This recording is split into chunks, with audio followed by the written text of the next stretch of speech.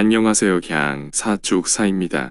오늘은 22년 저의 투자 기록을 살펴보며 잘한 점과 반성하여 개선할 점에 대해 이야기해보고자 합니다. 먼저 저의 22년 투자 성과를 보도록 하겠습니다. 현재 전체 계좌 수익률은 마이너스 22.64%입니다. 투자 시작은 앞서 첫 화면에서 보셨던 시기 그 높다던 산 꼭대기 21년 12월 30일부터 시작하여 금일 23년 1월 15일 평가 금액 기준입니다. 주요 종목을 살펴보면 저의 투자 핵심 종목인 UPRO가 마이너스 30%이며 속슬은 마이너스 16%를 뒤따르고 있습니다.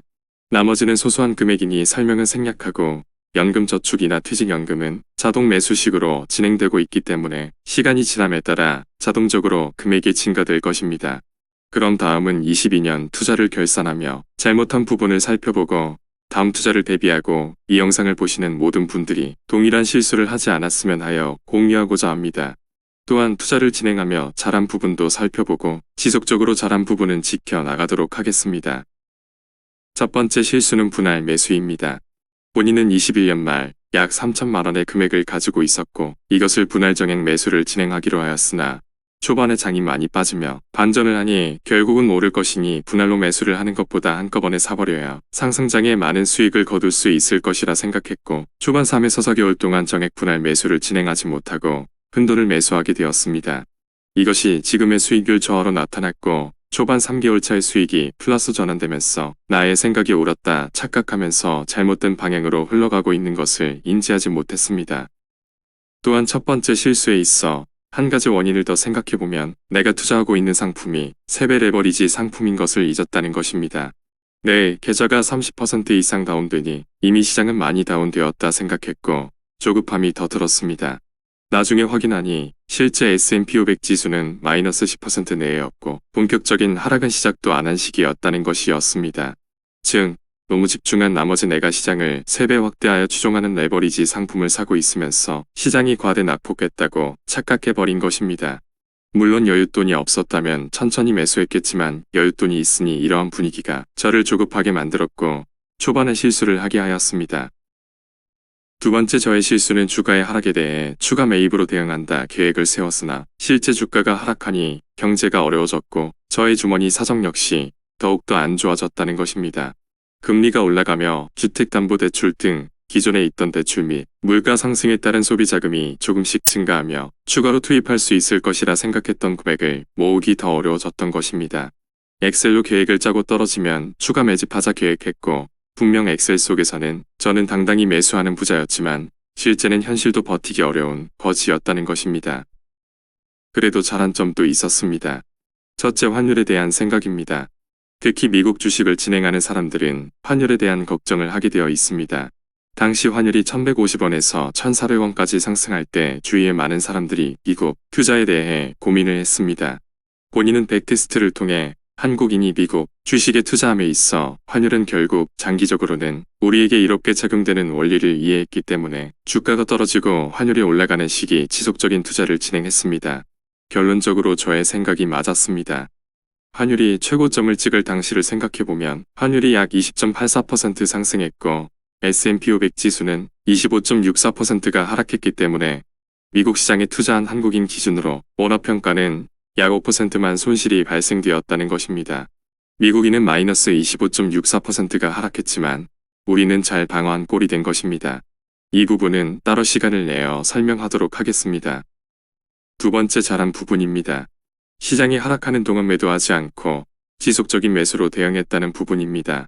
급여 외보너스가 생기면 그것은 다 ETF를 매수하는 데 사용했으며 매수를 하기 위해 실제 이전에 불필요한 소비를 했던 부분을 많이 개선하였습니다. 무엇보다 안 하던 경제 공부, 돈 공부를 진행했고 많은 독서를 했다는 것입니다. 이것은 저에게 많은 도움이 되었고 저의 투자를 지속할 수 있는 기초가 될 것이라 생각합니다. 그럼 1년의 투자 기간 동안 저의 실수를 만회하기 위한 대안을 생각해보고 지속하는 투자에 있어 개선점이 무엇인지 생각해 보았습니다. 분할 매수 방법입니다. 일단 저의 원칙을 정한 부분에 대해 저는 매월 투자되는 추가 원금 50만원은 준수하고 엑셀의 하락 구간별로 설정된 추가 투입 금액을 준수하며 월정액 매수를 진행하는 것입니다. 개인적인 감정을 통제하고 수치적으로 나타난 부분에 대한 금액만 매수한다는 것입니다.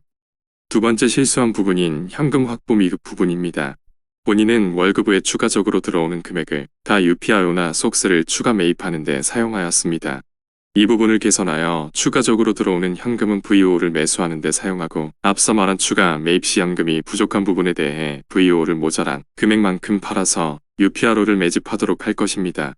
이러한 보완책의 장점은 원화를 달러로 보유하고 배당 수익 및 성장을 동시 기대할 수 있고 레버리지의 변동성에 어느 정도 대응을 할 수 있으며 또한 세배 레버리지를 투자하며 생길 수 있는 시장이 과대 낙폭한 것 같은 착각을 VO의 수익률을 보며 확인할 수 있으니 이러한 착각을 줄여주는 효과도 볼 수 있을 것입니다. 1년을 뒤돌아보면 제가 많이 변했다는 것을 느끼고 있습니다. 21년 12월에 3,400만원으로 시작하여 DC계좌 1,400만원을 포함하여 약 1억 1천만원을 모았다는 것입니다. 물론 평가 금액은 마이너스 20%인 약 9천만원이지만 말입니다.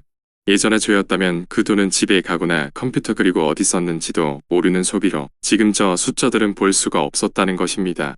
앞으로는 평균적으로 연에 3천만원 정도 모아갈 수 있을 것이라 예상하고 있지만 조금 더 아끼고 저축하고 회사 생활도 열심히 해서 추가적인 금액을 더 모아갈 수 있도록 노력하겠습니다.